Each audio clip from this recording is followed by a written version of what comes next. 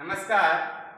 कक्षा 10वीं विषय गणित पहला अध्याय है अपना वास्तविक संख्या। इनसे पहले अपन ने यूक्लिड विभाजन एल्गोरिथम से एचसीएफ ज्ञात करना सीखा था। आज अपन सीखेंगे अभाज्य गुणनखंड, जो अपन छोटी कक्षाओं से सीखते आ रहे हैं। कक्षा 6 से 7 सभी में सीख के आए हैं अभाज्य गुणनखंड। यानी सबसे पहले शब्द है अभाज्य। अभाज्य का अर्थ होता है अभाज्य संख्या है। सबसे पहले अभाज्य संख्या है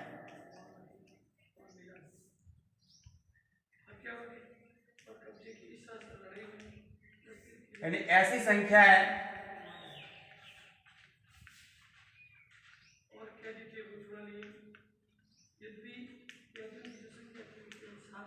जो एक तथा स्वयं के अलावा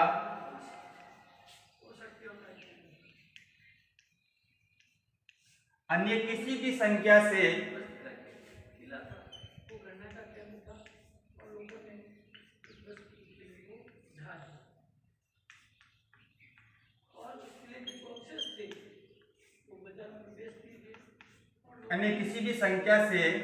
विभाजित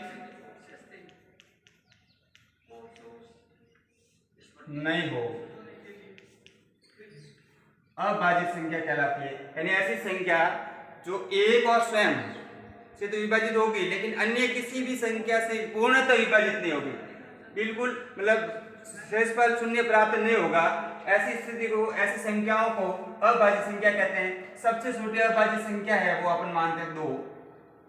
ये 2 एकमात्र ऐसी अभाज्य संख्या है जो सम संख्या है। बाकी वाली सारी संख्या है वो विषम संख्या है। दूसरी हो जाएगी 3 में किसी अन्य संख्या का पूर्णतः भाग नहीं जाता है, पूर्णतः विभाजित नहीं होती है।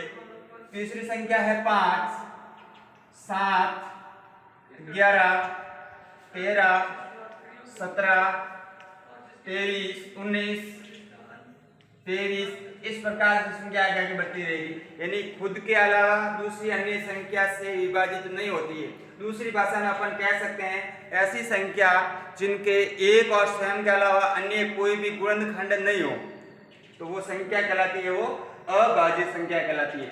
आज अपन इसी अभाज्य संख्याओं से अभाज्य गुणनखंड करना सीखेंगे। अभी ले रहा हूं 30 को अभाज्य गुणनखंड के रूप में अपन व्यक्त करना है। तो सबसे पहले अभाज्य गुणनखंड विधि है अपन इस प्रकार से सूचना होता है। इसको यहाँ रखते हैं 30 को। अब 30 के अंदर अभाज्य संख्याओं का ही भाग देना है। अभाज्य संख्या ने पहले अगर 2 का भाग जाता है तो 2 का देंगे, 2 का नहीं जाता है तो बड़ी वाली संख्या 3 का भाग देंगे, 3 का भी नहीं आ जाता है तो बड़ी वाली संख्या 5 का भाग देंगे। इस प्रकार से अपन आगे बढ़ते रहेंगे। अब सबसे पहले देखते हैं 2 का भाग देना है अपने को। तो 2 का भाग देने के लिए अपन सीधी छोटी कक्षा में 2 की भाजकता का नियम पढ़ा होगा। यानी 2 की भाजकता यानी 2 का भाग कौन सी संख्या में देख करके पता लगा सकते हैं कि 2 का भाग जाएगा। तो 2 का भाग ऐसी संख्या जिसका इकाई अंक इकाई अंक 0, 2, 4, 6 और 8 ये अगर इकाई अंक है तो वो संख्या 2 से पूर्णतः विभाजित होगी। तो यहाँ पर देखते हैं अपन 30 का जो इकाई अंक है वो 0 है और 0 2 की भाजकता के नियम के अंदर आता है। जिसका इकाई अंक 0 है वो 2 से विभाजित होगी। तो मैं 2 का भाग देता हूँ इसमें। 2 का भाग 30 के अंदर गया 15 बार। अब देखते हैं 2 का भाग जाएगा 15 में या नहीं जाएगा। तो इसका इकाई अंक कितना आ गया 5।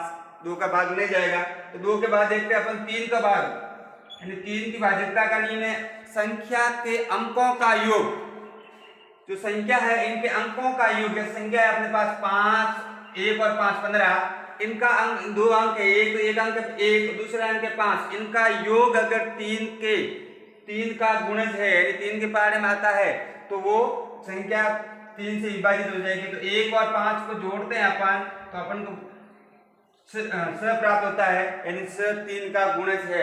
अगर स में 3 का भाग जा रहा है तो इस 15 में भी 3 का भाग पूरा जाएगा। यानी 3 का भाग गया 5 बार। अब अंतिम संख्या आ गई 5, जो स्वयं एक अभाज्य संख्या है। तो ये स्वयं स्वयं से ही विभाजित होगी, यानी किसी भी संख्या से विभाजित नहीं होगी, यानी 5 का भाग गया एक बार। तो अपन 30 को इस प्रकार लिख सकते हैं, 30 बराबर 2 गुणा 3 गुणा 5। ये इनके अभाज्य गुणनखंड हो गया। एक अन्य उदाहरण लेता हूं मैं।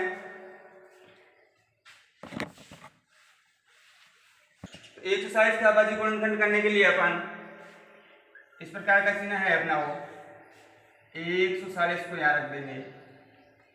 अब सबसे पहले 2 का भाग, 2 का नहीं जाए तो 3 का, 3 का नहीं जाए तो 5 का, नहीं जाए तो 7 का, इस प्रकार से आगे बढ़ते रहेंगे। 2 का भाग देने के लिए इकाई अंक 0 है, तो 2 का भाग पूरे पूरे जाएगा ही नहीं। 140 से 2 से पूर्णतः विभाजित हो जाएगी। यहाँ में 2 का भाग देने पर 2 का भाग 140 में 70 बार गया। अभी भी इसका जो इकाई अंक है वो 0 है, तो फिर 2 से विभाजित हो जाएगी। 2 का भाग 35 बार गया। अब इसका इकाई अंक है वो 5 है, जिसका इकाई अंक 1, 3, 5, 7, 9 होता है, वो 5 2 से विभाजित नहीं होती है। तो 2 से विभाजित नहीं होगी तो देखते हैं अपन 3 से विभाजित होगी या नहीं। तो 3 से विभाजित होने के लिए इन दोनों अंकों का योग करें। 3 + 5 वो आएगा 8। 8 है वो 3 का गुणज नहीं है, तो ये 35 है वो 3 से विभाजित नहीं होगी। 3 के बाद देखते हैं 5, तो 5 जो भाजकता का नियम है उसका है इकाई अंक या तो 0 हो, 0 हो या 5 हो। इसका इकाई अंक है यहाँ पर 5 इकाई अंक है, तो इस 5 से ये पूर्णतः विभाजित हो जाएगी, यानी 5 का भाग 35 में गया 7 बार। और 7 एक स्वयं अभाज्य संख्या है, अभाज्य संख्या स्वयं से ही विभाजित होती है, तो 7 में 7 का भाग गया एक बार। तो अपन 140 को 140 बराबर लिख सकते हैं 2 गुणा 2 गुणा 5 गुणा 7। अब यहाँ पर 2 बार आया है, तो जितनी बार आया उतनी घात लगा, 2 की घात 2 गुणा 5 गुणा 7 एक बार। ये दोनों एक बार है, एक घात इनकी एक ही रहेगी। 2 बार है तो इसकी घात 2 आ गई। अगर कोई 3 बार आता है तो घात 3 लगा, जितनी बार आता है उतनी घात लगा दो। 140 को अपन लिख सकते हैं 2 की घात 2 गुणा 5 गुणा 7। ये इसके अभाज्य गुणनखंड हो गए। एक अन्य उदाहरण ले रहा हूं मैं, 156। इसको अभाज्य गुणनखंड के रूप में लिखना है 156 को। तो सबसे पहले इसके अभाज्य गुणनखंड 156 को यहाँ रख देंगे। पहले देखेंगे 2 का भाग जा रहा है, 2 से विभाज्य हो रही है, तो 2 का भाग देंगे। 2 का नहीं जा रहा है तो 3, 3 का नहीं जा रहा तो फिर 5, 7 देखेंगे अपन। तो यहाँ पर 2 का भाग देना, तो यहाँ पे इकाई अंक है वो 6 है, और जिसका इकाई अंक 0, 2 से 8, 6 होता है, वो 2 से पूर्णतः विभाजित होती है। 2 का भाग इसमें गया 78 बार। अभी भी इसका इकाई अंक है वो 8 है, इसका इकाई अंक 8 होता है, वो 2 से विभाज्य होगी, तो 2 का भाग देंगे अपन। 2 का भाग इसमें गया 3 बार, 18 में गया 9 बार, यानी 78 के आधे हो गए 39। अब इसका इकाई अंक आया है वो 9 है, यानी 2 से विभाजित नहीं होगी। जब 2 से विभाजित नहीं होगी देखते हैं 3 से विभाजित होगी या नहीं। 3 से विभाजित के लिए इन दोनों का योग है वो 3 के पार्ट में आना चाहिए, 3 का गुण होना चाहिए। 3 और 9 12 हो जाएंगे। 12 है वो 3 का गुण है, इसका मतलब इसमें 3 का भाग पूरा पूरा जाएगा, 3 से विभाजित हो गई। 3 का भाग गया 13 बार। अब 13 है वो खुद एक अभाज्य संख्या है, और अभाज्य संख्या किसी से विभाजित नहीं होती है, यानी 13 में 13 का भाग एक बार गया। यानी 156 को अपन इस प्रकार लिख सकते हैं 2 गुणा 3 गुणा 13। अब 2 यहाँ पर 2 बार आ गया है, तो 2 की घात हो जाएगी 2 गुणा 3 गुणा 13, यानी 156 के अभाज्य गुणनखंड रूप हो गया 2 की घात 2 गुणा 3 गुणा 13। आज का गृह कार्य है आपके लिए, निम्न को अभाज्य गुणनखंड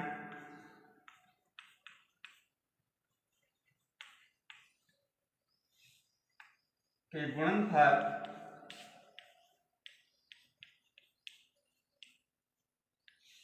के रूप में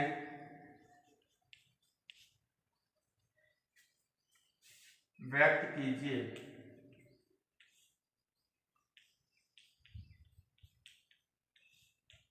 पहला है 150, दूसरा है 300, तीसरा है 225, चौथा है आपके पास प्रश्न 450 और अंतिम प्रश्न 500 प्रश्न है 1000, 5005।